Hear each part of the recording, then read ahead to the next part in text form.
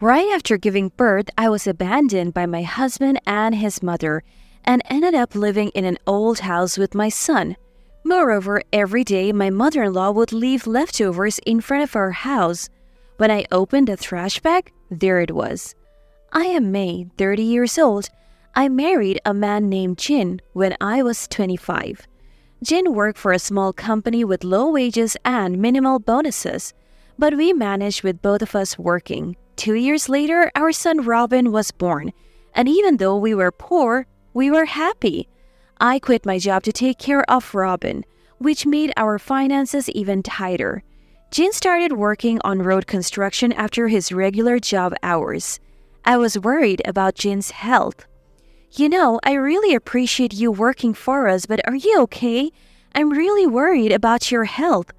When I said that, Jin laughed and flexed his biceps, saying, "Don't worry, I've never been sick a day in my life since I was a kid. Plus, I've always kept in shape with rugby, so this is nothing for me." Indeed, Jin's body was muscular, almost like a martial arts expert. But still, don't overdo it, okay? Got it. Jin said this with a kind smile. However, the following month, he collapsed at a road construction site due to a stroke caused by overwork and passed away suddenly. My son and I were left clueless beside Jin's body. That's when a man who seemed to be from Jin's company approached me. "Hi, I'm Michael. I've had dealings with your husband's company."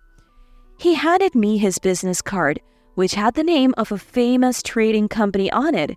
As I put the card in my pocket, Michael said, "It must be tough for you now. How do you plan to get by?" "Well, I haven't had the chance to think about the future yet. My mother will take care of the children for a while, but she can't stay long as my parents live far away and my father already needs care." "That's tough. Well, I have many contacts and can help you and your son." "Thank you, I appreciate it." At that time, still shocked by my husband's sudden departure, I accepted help from a stranger too readily. That was the beginning of our misfortune. The funeral with the help of my in-laws and mother passed somehow, but I was drained. My mother was looking after Robin, but she seemed tired due to her age. "Juria, are you okay?" "I'm fine, but I'm worried about you and Robin," Juria said, tears streaming down her face. I forced a smile not to upset Juria. "It's okay, there are nurseries and staff around here. I'll start working again. There are plenty of single mothers who manage." "I hope so." While we were talking, Michael, who was still around, approached Juria. "You must be May's mother?" Taken aback by a stranger's approach, Juria responded in a small voice, "Thank you for being here today." Then Michael repeated to Juria what he had said to me. "Thank you very much." Just then we heard Robin crying from another room, so I went to comfort him. 2 weeks after the funeral, I finally stopped crying every night and started to settle down. I managed to return to my previous job. Juria had to return to my father soon, so I was looking for a childcare center, but couldn't find any nearby. That's when Michael, returning from work, suddenly visited my house. "May, can we talk over a coffee?" I would love to, but Juria is taking care of Robin, so I can't go out. Please come in." As I invited him, Michael entered. "Have you found a childcare center for Robin?" "No, I'm looking, but it's hard to find." "I have a sister, Maria, who used to work in a childcare center when she was younger. Now she's married and a housewife, unable to have children. I mentioned Robin to her the other day, and she said she would love to take care of him. Plus, her house is near your workplace, which would be convenient." I was relieved to hear Michael's offer, but at the same time, I felt uneasy. Why is Michael so keen on taking care of us? I really appreciate your offer, but why do you want to help us so much? Michael looked a bit troubled when he heard my question. "There's no special reason. It was just hard to see you struggling." I see. I'll discuss it with the Juria once. I decided to call Juria over and discuss Michael's offer of help. "Juria, Maria has offered to take care of Robin." "Oh, we couldn't possibly impose on her like that." "Maria is unfortunately unable to have children, but she loves them. My sister is also happy about it." Is that so? Even though Julia was told this by Michael, she seemed unable to simply accept and say yes. Julia, since Michael is offering, I think I'll ask her, and of course, we'll pay her a childcare fee. Well, if that's the case, then I guess it's all right. Don't worry, so I'll bring Maria over the day after tomorrow, Sunday, to meet Robin. Is that okay? Yes, please do. Sunday came and Maria arrived to meet Robin. Robin smiled happily in Maria's arm, and Maria also looked very happy holding him. And so I decided to have Maria take care of Robin while I was at work. The following week, Julia went back to her home and we started leaving Robin at Maria's place. Every morning, I would drop Robin off before work and pick him up after. 3 months passed and one day Michael came to my workplace to speak to me. May, I need to talk to you. I managed to get some time from my boss and went to the conference room. There's something I want to ask you, May. Yes, what is it? May, actually... Michael just said that and then fell silent. With a smile, I asked him, "Oh, what's the matter? Can I visit your house today? Why?" There's something I need to tell you, and I can drive you home after work. Oh, okay. I understand. That day after work, I went to pick up Robin in Michael's car and then we went to my house. As soon as we arrived, Michael said to me, May, will you marry me? I was so surprised by his words that I couldn't speak. I know we can't get married right away, but it doesn't have to be anytime soon. I couldn't even think about remarriage just 3 months after Jin's death. I appreciate your words, but I'm not ready to think about remarriage yet. I understand how you feel, May, but I really want to help you raise Robin. Mentioning my son shook my heart. As Robin grows, there will be many challenges. Having a husband would be a great support. But I felt guilty, like I was betraying Jin. I can't answer right now. Can you give me some more time? Of course, that's fine. I'll wait for your answer. And by the way, I would like to continue picking up Robin sometimes. If it's okay with your work, I would be happy. Sure, I'll contact you when I can. Thank you. And so Michael began to pick me up more often, and also Robin. 3 months after his proposal, one night I had a dream. In the dream, Jin and Robin were playing together in a nearby park, but it got dark and Jin was about to leave. I shouted at him, "Don't go!" But Jin just smiled kindly. It's okay for Robin to be raised by you and Michael, he said. When I woke up in the morning, tears were streaming down my face. The following Sunday after that dream, I invited Michael over and told him I would accept his proposal. Michael looked genuinely happy. We decided not to have a big wedding. And that's when I first learned Michael had been divorced. She ran off with another man, Michael said with a laugh. We decided to live in Michael's family home. We ended up living in a separate house on the grounds of a very large house. Michael's father had already passed away, and until now, Jesse and Michael had been living in that big house. I said to Jesse, "Please be kind to us from now on." But Jesse just glanced at me and said nothing. I had a bad feeling at that moment, and it didn't take long for that feeling to become reality. It was about 2 months after I started living in the in-laws' house when Jessie showed her true colors. "May, don't just take care of Robin, take care of Michael too. You know all about Michael's likes and dislikes, right? Don't just make your favorite foods all the time. Don't just worry about your parents, but think of me too. Michael's shirt collars were dirty. You should check them every day," she said, nagging about various things. And, not just speaking, she started coming to the separate house and rigorously checking everything. If she found even a single piece of trash or a hair, she scolded me mercilessly. Watching Jessie, I started to think that Michael's ex-wife didn't run off with another man but ran away from Jessie. Half a year into our marriage, I found out I was pregnant. Instead of being happy about my pregnancy, Jessie made a nasty face and said, "Are you sure the child is Michael's and not some other men's?" I was shocked to hear Jesse's words, but a few seconds later, I felt a tremendous irritation and said to Jesse with clear anger, Jesse, I cannot forgive those words. Please apologize right now. Jesse seemed a bit surprised by my fierce tone but quickly retorted, "What are you talking about? I was just worried about Michael. You are too presumptuous for a wife."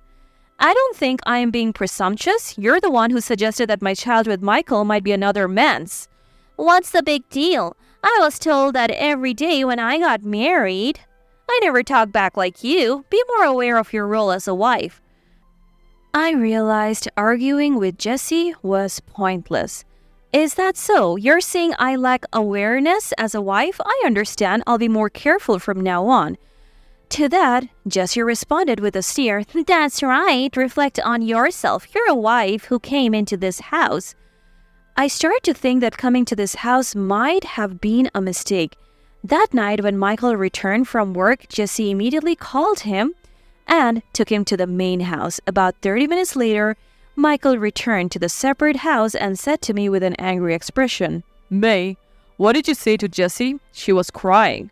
I was surprised by Michael's words. I was the one who wanted to cry after what Jesse said to me today. Moreover, Michael's tone was not as polite as usual. Jessie accused me of possibly having another man. I asked her to apologize, so the problem lies with your mother who would say such things. Hey, don't make unnecessary remarks. Jessie didn't mean any harm. Just laugh it off and lightly deny it. Michael said. Hearing Michael's words, I thought he had changed from the gentleman he used to be. There was no more of his previous kindness. It wasn't something that could be laughed off.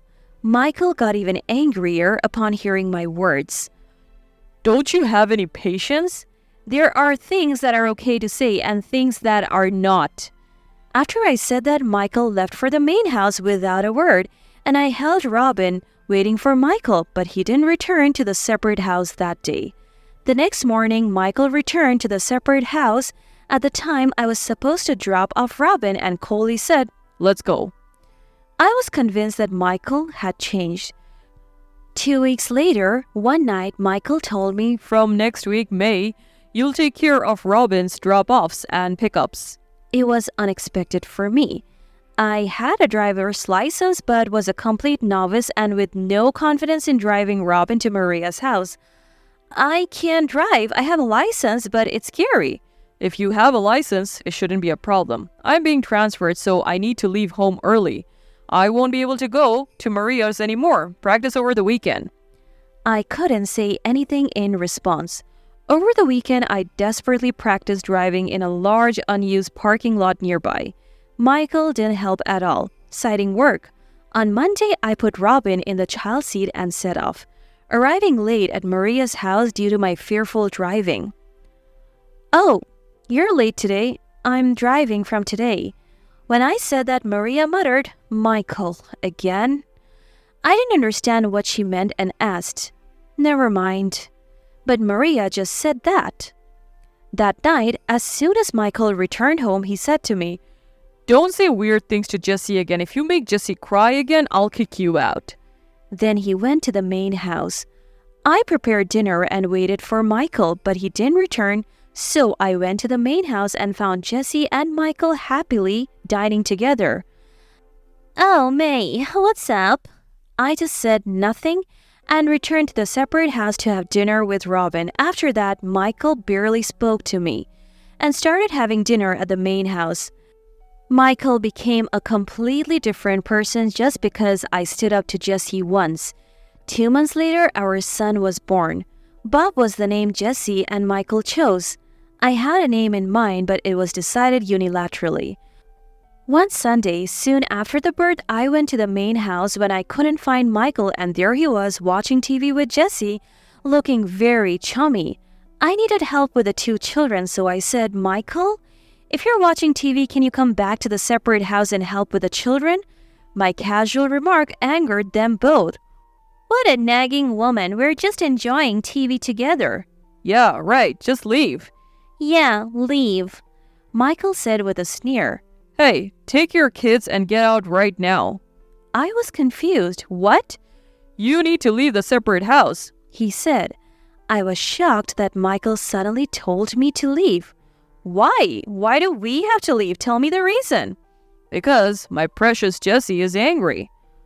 What does that mean? What do you think of me and the children? My precious wife and children? You're telling your precious family to leave? Yeah, they're precious. There's an old house in the backyard. Go there. Michael said that, and Jessie looked at me with a mocking gaze. Michael's always had bad luck with women. The previous wife was bad, but this one's even worse. Jessie's words confirmed my belief that Michael's ex-wife didn't run away with another man but left because of their terrible harassment. I was saddened by my own misfortune and thought about Jin. Before I knew it, tears were streaming down my face. Jessie saw this and said, "Oh, looking for sympathy? I'm not fooled by such cheap drama. Now leave."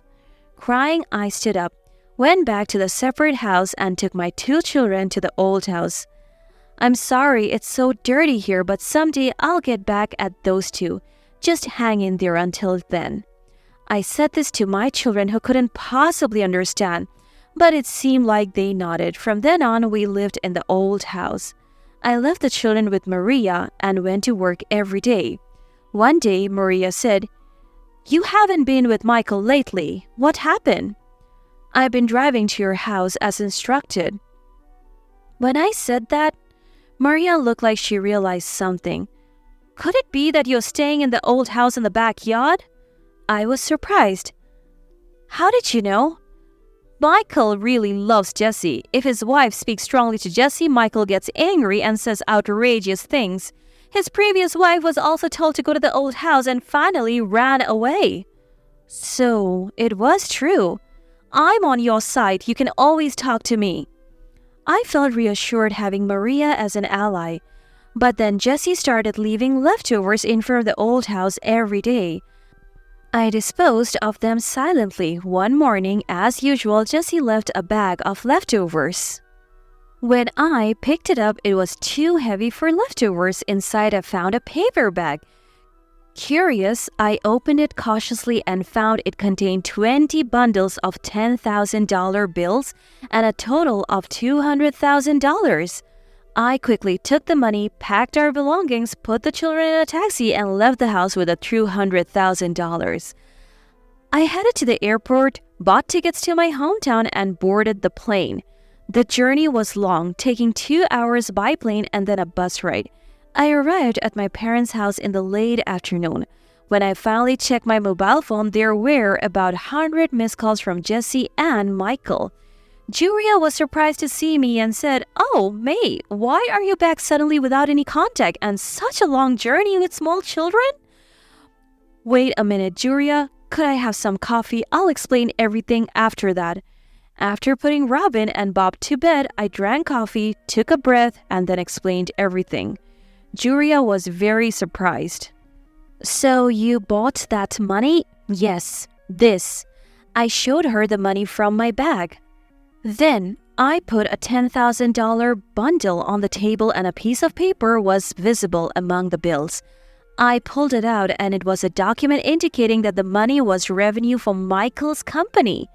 Maybe Michael embezzled the money from his company? Maybe.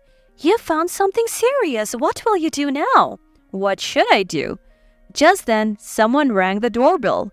Julia went to answer and there were Michael and Jessie out of breath. Michael shouted, "May, please return that money. I just borrowed it and was going to return it." "May, please return it."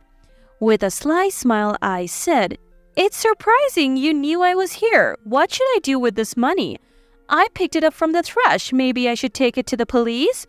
"But please don't do that." "Why not?" Michael fell silent. "May, just return it without saying anything. I'll reconsider things about you." Angered by Jessie's words, I became furious. "What does that mean? What have you thought of me until now?"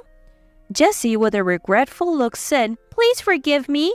We'll take care of you as part of our family." "So, you haven't been taking care of me until now?" I said. Suddenly, Jessie knelt down. She told Michael to do the same and they both knelt side by side. Jessie said, I'm truly sorry. Please forgive us. We'll listen to whatever you say. Please. May, I'll cherish you like when we first got married. Michael said. Hearing Michael's words brought tears to my eyes, as I remembered how Jin had disappeared suddenly, and Michael had introduced Maria to take care of Robin. Through tears, I said, "Fine, Michael. If you say so, I'll return the money. But I'm divorcing you and I want alimony. I'll take care of Bob. Do you agree to these terms?" Michael looked pained but eventually said, Yes, that's fine. Then Jesse spoke up. "Michael, are you sure? You'll have to pay alimony." Michael yelled at Jesse, Be quiet. If I say it's okay, then it's okay. Hearing his voice, Jesse burst into tears saying, "Michael, why are you being so cold?" Just go outside, Jesse. Michael said, and she left the house crying. Michael watched Jesse's retreating figure. "Aren't you going to follow Jesse?" First, please return the money. "Fine. But I want the agreed terms written down and signed. I don't want to be told later that it never happened." Okay, understood. I handed Michael paper and a pen to record our agreement. I was about to hand him the bag with the cash, but then decided against it.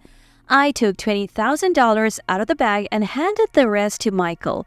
"I'll keep these $20,000 as per the alimony. If you're not happy, feel free to report me to the police."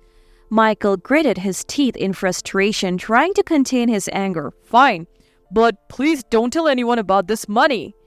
"Okay, but if you start fussing about the alimony, I'll immediately report what you have done to the police." Michael left the house head bowed, without another word. After he left, Julia looked worriedly at me. "Are you okay?" "I'm fine.